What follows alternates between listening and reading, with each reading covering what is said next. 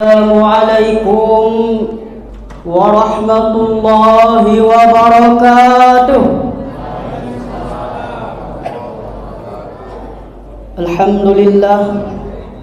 Alhamdulillah rabbil alamin, wassalatu wassalamu ala ashrafil anbiya'i wal mursalin wa ala alihi wa sahbihi ajma'in, amma ba'du.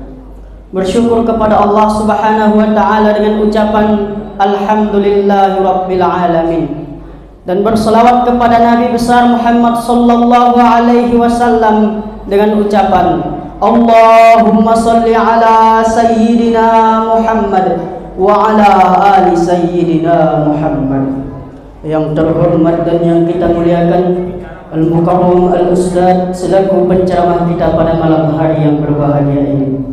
Yang terhormat Bapak Pengurus, Bapak Ketua Panitia, dan seluruh segenap pengurus Masjid Nurul Ikhwan yang sama-sama kita cintai ini. Yang terhormat Bapak RT, Bapak RW lingkungan masjid yang sama-sama kita cintai ini. Umumnya yang saya hormati Bapak Ibu hadirin wal hadirat sedang jamaah salat tarawih yang insyaallah dirahmati Allah Subhanahu wa ta'ala. Amin ya rabbal alamin. Sebelum saya masuk pada tema, alangkah indahnya saya memperkenalkan diri sedikit. Boleh Pak? Boleh Bu? Perkenalkan, nama saya Aminullah Lubis. Alamat Mandailing, Natal, Sumatera Utara. Halak kita. Saya orang Mandailing, bukan orang Pekanbaru. Saya di Pekanbaru cuma selama bulan Ramadan. Insya Allah 5 hari ke depan saya akan pulang ke kampung halaman saya. Mudah-mudahan selamat di jalan sampai tujuan. Amin ya rabbal alamin. Saya seorang pelajar di Pondok Pesantren Mustafawiyah Purbabaru, salah satu pondok pesantren terbesar di Pulau Sumatera, yang didirikan oleh Syekh Mustafa Hussein pada tahun 1912, jauh sebelum Indonesia merdeka. Pada tahun 1912 Pondok Pesantren Mustafawiyah sudah ada, sedangkan Indonesia merdeka pada tahun 1945. Bapak Ibu yang saya hormati, adapun tema yang akan saya sampaikan pada kesempatan yang berbahagia ini ialah persiapan sebelum kematian. Kematian ini bukanlah hal yang jarang kita dengar, bukanlah hal jarang yang kita lihat, bahkan sering kita terjadi pada keluarga kita sendiri. Ini bukanlah hal yang sering, bukanlah hal yang jarang kita lihat, akan tetapi sering kita lihat, bahkan sering terjadi kepada keluarga kita. Kenapa? Karena setiap yang bernyawa pasti mati. Kullu nafsin za'iqatul maut. Setiap yang bernyawa pasti akan merasakan kematian. Tumbuhan, hewan, manusia semua akan merasakan kematian. Baik itu rakyat, baik itu pejabat, baik kaya, baik yang miskin, semua pasti akan merasakan kematian. Kematian ini kita tidak tahu kapan datangnya. Bisa jadi di saat kita berbuat baik, bisa jadi di saat kita berbuat jahat. Maka kita persiapkanlah amal ibadah kita sebelum dia datang kepada kita. Apa yang kita persiapkan? Yakni amal-amal ibadah yang mendapatkan pahala jika kita mengerjakannya. Bapak Ibu yang saya hormati, kita tidak mengetahui kapan datangnya kematian. Pada tahun 2023 kemarin, di bulan Februari, di Pondok Pesantren Mustafawiyah ada seorang pelajar, ada seorang santri yang sedang berpuasa 1 Muharram. Setelah azan berbunyi maghrib, dia membatalkan puasanya dengan minum air. Setelah dia meminum air, dia pergi berwudu. Setelah dia berwudu, disitulah ajalnya datang, disitulah kematian menjemputnya. Dia terpeleset di air sungai, lalu ia hanyut. 2 hari 2 malam baru didapatkan. Yakni beliau adalah orang Riau di Perawang. Yang menjadi motivasi bagi kita semua untuk berbuat baik ialah di saat beliau disolatkan, di saat beliau ditemukan lalu disolatkan oleh kurang lebih 14.000 orang. Pernah kita lihat Bu? Pernah kita lihat Pak disolatkan 14.000 orang? Mau nggak kita disolatkan banyak orang Pak? Mau nggak kita disolatkan banyak orang Bu? Maka kita perbaiki amal kita. Apa kata guru kami? Paringgan namang parangimu, soringgan parmatemu. Itu bahasa yang Mandailing, bukan bahasa Jepang. Intinya apa? Baguskan perangaimu, baguskan sikapmu, supaya bagus kematianmu, supaya bagus engkau mati. Bapak Ibu yang saya hormati, Ketika kita sudah meninggal dunia, maka semua harta benda, pangkat dan jabatan kita akan ditinggalkan. Tiada lagi gunanya harta, karib kasih, sanak saudara, kalaulah ada amal di dunia, itulah jadi penolong kita. Apa yang menjadi penolong kita, Bu? Bu, Ibu, apa yang menjadi penolong kita? Amal ibadah. Maka kita perbanyak amal ibadah kita. Ada 3 amalan yang tidak terputus pahalanya walaupun kita sudah meninggal dunia. Idza mata banu Adam, apabila mati anak Adam, apabila mati seorang manusia, yang qata'u amaluhu, terputuslah seluruh amalnya, illa salah satu, kecuali 3. Shadaqatun jariyah, sedekah jariyah. Al-ilmu yang tafa'u bihi, ilmu yang bermanfaat baginya. Yang ketiga, waladun shalihan yad'ulah, anak yang soleh, yang berbakti, yang mendoakan orang tuanya. Sedekah jariyah seperti ada pembangunan masjid, kita ikut berpartisipasi. Ketika orang sholat di dalam masjid, mengalir kepada kita pahalanya walaupun kita sudah tiada di atas dunia. Ilmu yang tafa'u bihi, ilmu yang bermanfaat.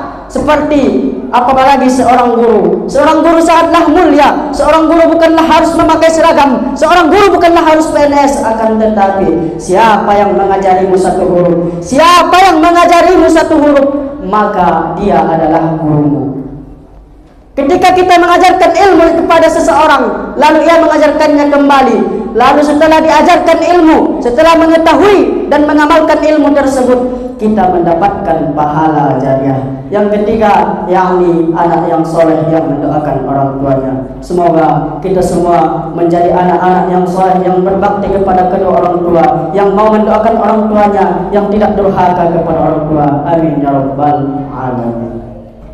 Mungkin cukup sekian yang dapat saya sampaikan. Semoga bermanfaat bagi kita semua. Kurangnya mohon ditambahkan dan lebihnya mohon dikembalikan. Kurang dan lebih saya mohon maaf kepada Tuhan, saya minta ampun. Unzur ma qala wa la tanzur man qala. Lihatlah apa yang dikatakan, jangan lihat siapa yang mengatakan. Terimalah satu nasihat itu walaupun yang menasihatimu seorang pemaksiat. Terimalah satu nasihat itu walaupun yang menasihatimu seorang pendosa. Karena kenapa? Belum tentu apa yang dinasihati kepadamu untuk menjerumuskanmu, bisa jadi apa yang dinasihati kepadamu untuk mendekatkanmu kepada Allah Subhanahu wa taala.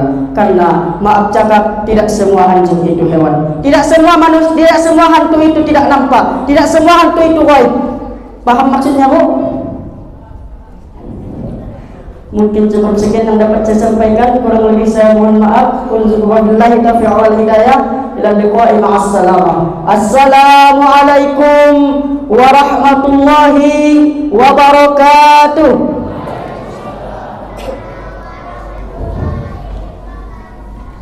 A'udzu billahi minasyaitonir rajim. Bismillahirrahmanirrahim. Izin boleh pakai pantun Bapak Ibu?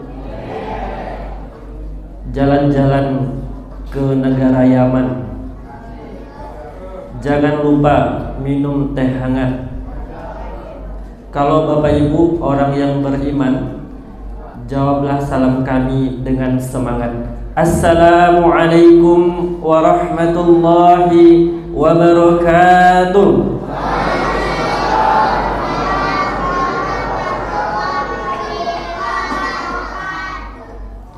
Kalau sudah minum teh hangat, jangan lupa sarapan pagi. Di Ramadan ya Bu ya. Karena salam masih kurang semangat, saya ulangi satu kali lagi. Assalamualaikum warahmatullahi wabarakatuh.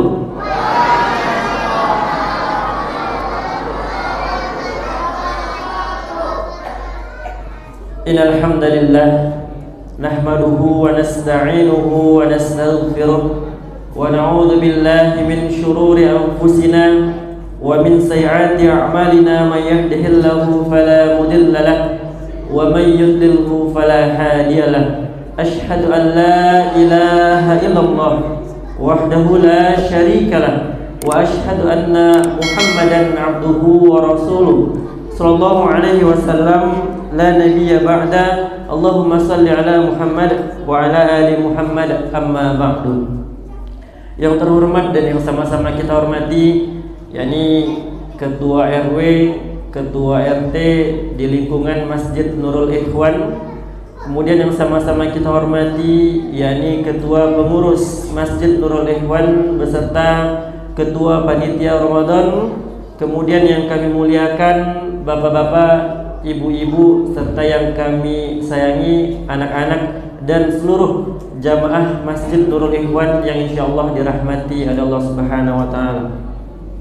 Alhamdulillahirabbil alamin, bersyukur kita kepada Allah Subhanahu wa taala karena atas curahan dan limpahan nikmat yang diberikan oleh Allah Subhanahu wa taala pada malam keberapa Bapak Ibu? Malam keberapa Bapak-bapak?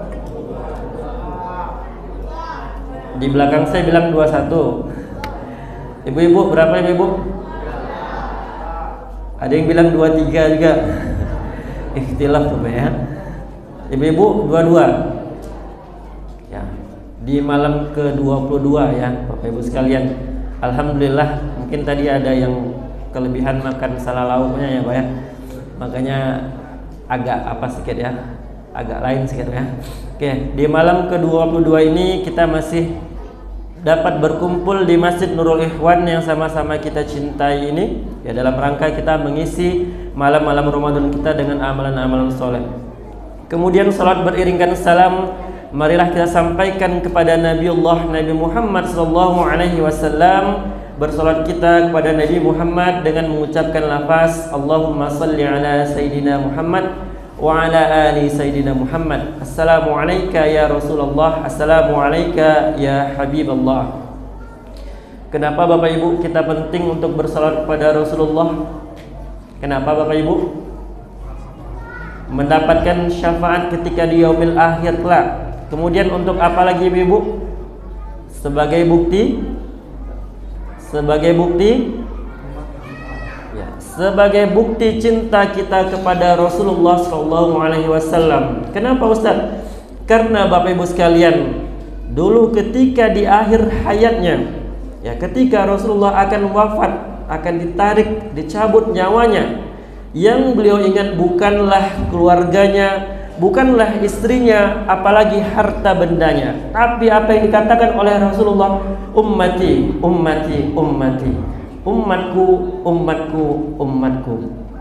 Padahal kita tidak pernah berjumpa dan bertatap muka dengan Rasulullah, tapi karena saking cintanya Rasulullah kepada kita, Rasulullah ingat kepada kita. Kalaulah Rasulullah begitu luar biasa dalam mencintai kita, maka sudah sepantasnya lah kita juga luar biasa juga dalam mencintai Rasulullah sallallahu alaihi wasallam. Bapak Ibu sekalian yang dirahmati oleh Allah Subhanahu wa taala, adapun judul santapan rohani Ramadan kita pada malam hari ini yakni berjudul apa Nana Ustaz? Berjudul apa? Anak-anak Ustaz yang mencatat, hati-hati harta warisan bisa mematikan. Kita berbicara tentang hati-hati harta warisan bisa mematikan. Nah, sebelum kita lanjut, marilah kita simak terlebih dahulu firman Allah dalam Quran surah An-Nisa ayat ke-7 yang bunyinya A'udzu billahi minasyaitonir rajim. Bismillahirrahmanirrahim. Lirrijali nasibum mimma tarakal walidani wal aqrabun walin nisa'i nasibum mimma tarakal walidani wal aqrabuna mimma qalla minhu aw kathur nasiban mafruḍa, yang artinya bagi laki-laki ada hak bagian dari harta peninggalan kedua orang tua dan kerabatnya, dan bagi perempuan ada hak ataupun bagian pula dari harta peninggalan kedua orang tua dan kerabatnya, baik sedikit atau banyak menurut bagian yang telah ditetapkan. Maha benar Allah dengan segala firman-Nya. Sebenarnya ini ayatnya masih panjang lagi Bapak Ibu sekalian, sampai An-Nisa ayat ke-11 itu masih berbicara tentang warisan. Tapi kita ambil di ayat ke-7 ini saja. Bapak Ibu sekalian, kalau kita melihat di zaman sekarang, ya sering mungkin kita melihat di TV ataupun mungkin di media sosial, ataupun mungkin di koran atau dimanapun itu, atau mungkin ada di sekitar kita, banyak orang yang mereka itu sebenarnya adalah bersaudara, mungkin seperti ini, tapi karena ada suatu soalan mungkin dalam hal warisan, sampai mereka itu ada yang tidak teguran, karena warisan tidak teguran, karena warisan saling menfitnah, karena harta warisan mungkin saling mencaci, dan na'udzubillah yang lebih parahnya mungkin ada yang sampai bunuh-bunuhan, saling membunuh. Makanya tadi wajib judulnya, hati-hati harta warisan bisa mematikan. Ya, Bapak Ibu sekalian yang dirahmati oleh Allah Subhanahu wa taala, memang sebenarnya harta warisan itu dia kan adalah benda, tidak bersalah. Tapi kenapa hal ini bisa menjadi suatu problem ataupun soalan? Karena begini Bapak Ibu sekalian, harta warisan ini ketika kita bisa melakukan ataupun membaginya, mengambilnya dengan cara yang benar, ya, dengan cara yang halal, maka ini akan menjadi hal yang barokah. Apa itu barokah? Ziyadatul khair, ya, kebaikan yang bertambah-tambah.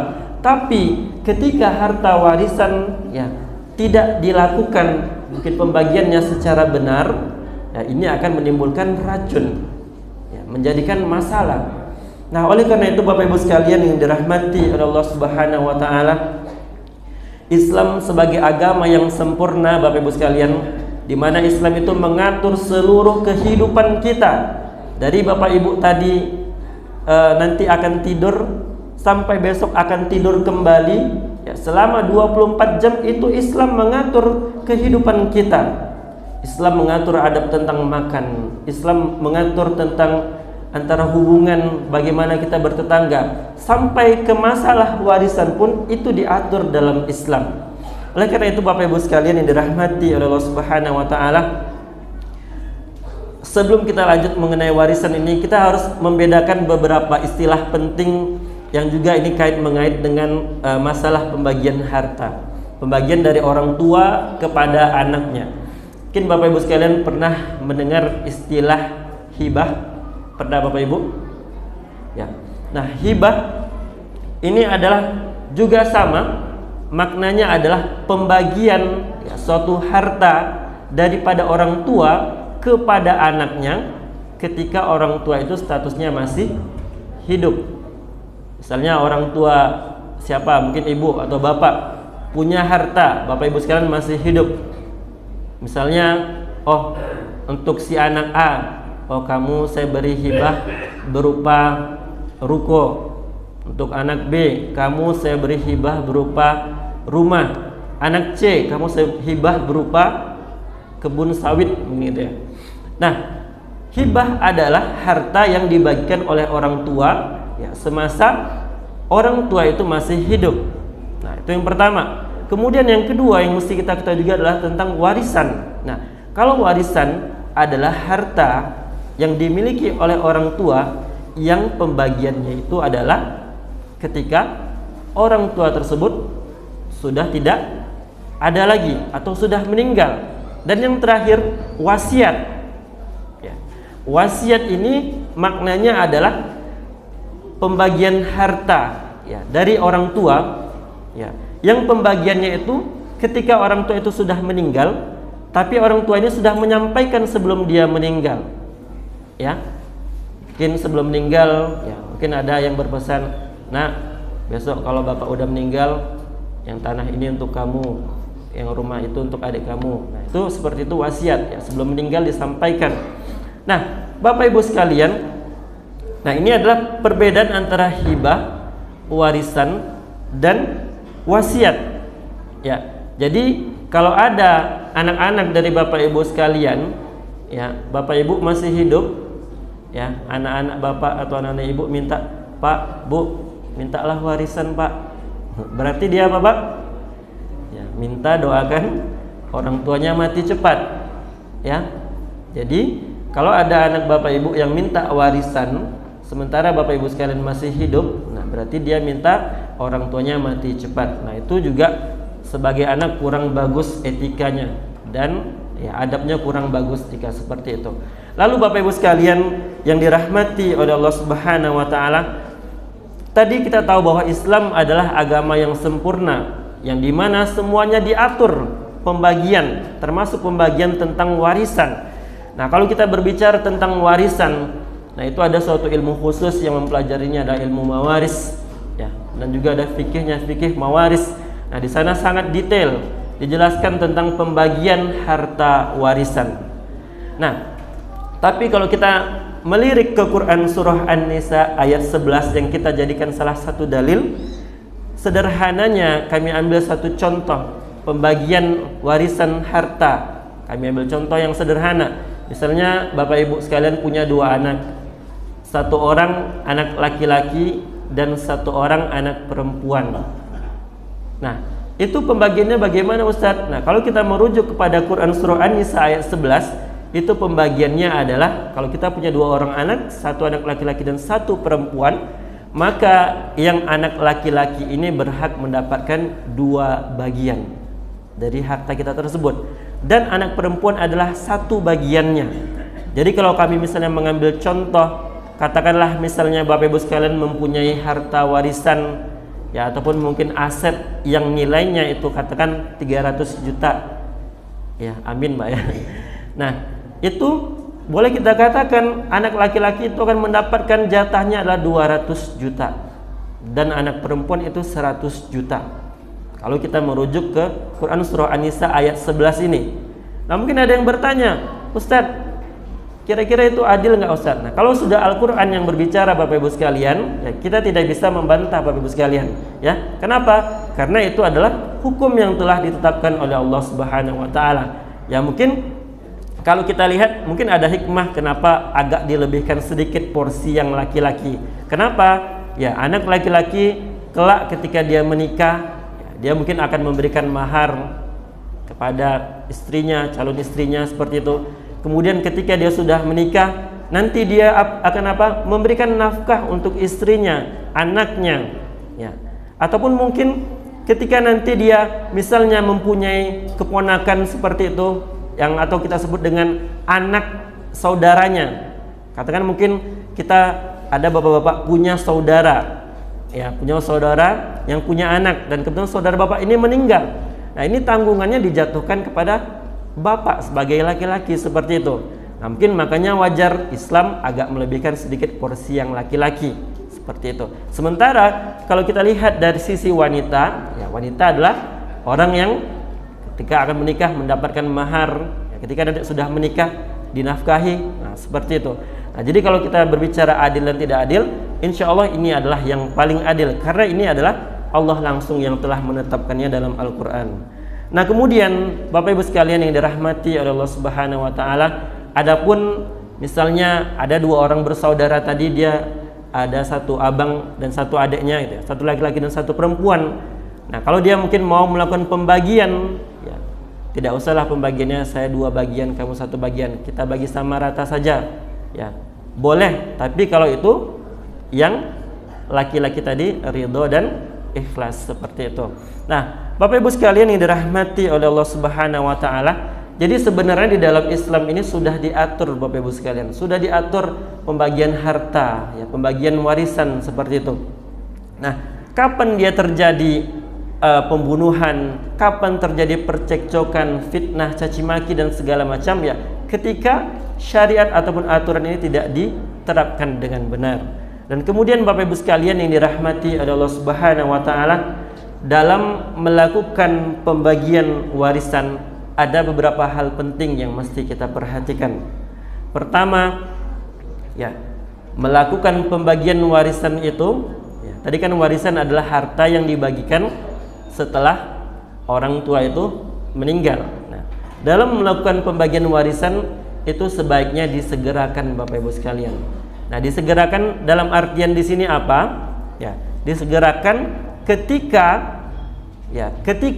katakanlah misalnya seorang orang tua itu meninggal, ya, kapan dibagikan warisannya? Ketika pertama kalau dia punya hutang piutangnya itu sudah diselesaikan. Kalau dia punya mungkin ada hutang, kan mungkin ada hutang kepada manusia gitu ya. Nah, itu sudah diselesaikan. Ataupun mungkin dia punya hutang kepada Allah, ada nazar tertentu. Nah, itu harus diselesaikan. Atau mungkin sudah jatuh haul dan nisab zakatnya sementara dia meninggal seperti itu dan harus ditunaikan. Selesaikan dulu. Dan kemudian ada misalnya urusan untuk apa? Penyelenggaraan jenazah. Nah, kalau sudah dikeluarkan untuk hutang, kalau misalnya tadi ada hutang, kemudian ada untuk zakat ataupun mungkin juga ada untuk biaya penyelenggaraan jenazah. Kalau sudah dikeluarkan itu semua, nah harus disegerakan. Ya. Kenapa Ustadz harus disegerakan? Karena Bapak Ibu sekalian yang dirahmati oleh Allah Subhanahu wa taala, berbicara masalah uang ini cukup sensitif Bapak Ibu sekalian, atau berbicara masalah harta warisan ini cukup sensitif. Dikhawatirkan kalau misalnya ya, seseorang orang tua meninggal sementara pembagian warisannya itu ditunda-tunda sampai mungkin bertahun-tahun, ya dikhawatirkan mungkin antara saudara yang satu dengan saudara yang lain ada timbullah perasaan prasangka atau suuzon. Nah, nanti ini nih pasti nanti disembunyikan. Nah, timbul prasangka-prasangka. Makanya kalau sudah dikeluarkan kewajiban-kewajiban yang tadi mesti dikeluarkan, ya maka segerakan lakukan pembagian warisan. Nah, itu hal penting yang pertama. Kemudian yang kedua, dalam melakukan pembagian itu Bapak Ibu sekalian, membaginya haruslah secara adil. Ya, membaginya haruslah secara adil.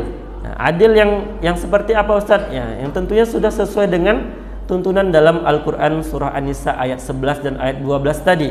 Dan kemudian dalam melakukan pembagian itu Bapak Ibu sekalian, ya, itu harus transparan dan tidak ada yang ditutup-tutupi. Misalnya kita bersaudara, ya, kemudian orang tua kita meninggal seperti itu, ya, apa aset ataupun apa warisan yang dimiliki oleh orang tua kita, nah itu harus transparan, ya, setiap saudara kita harus tahu, ya, jangan ada yang ditutup-tutupi.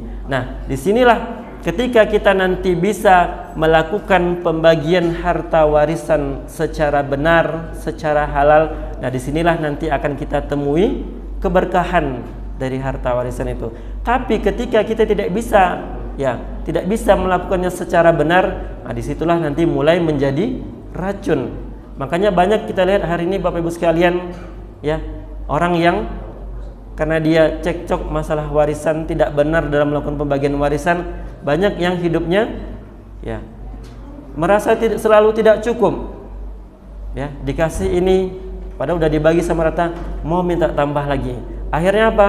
Ia merasa, ya, tidak pernah cukup. Oleh karena itu Bapak Ibu sekalian yang dirahmati oleh Allah Subhanahu wa taala, sekali lagi Islam sebagai agama yang sempurna sudah mengatur itu semua.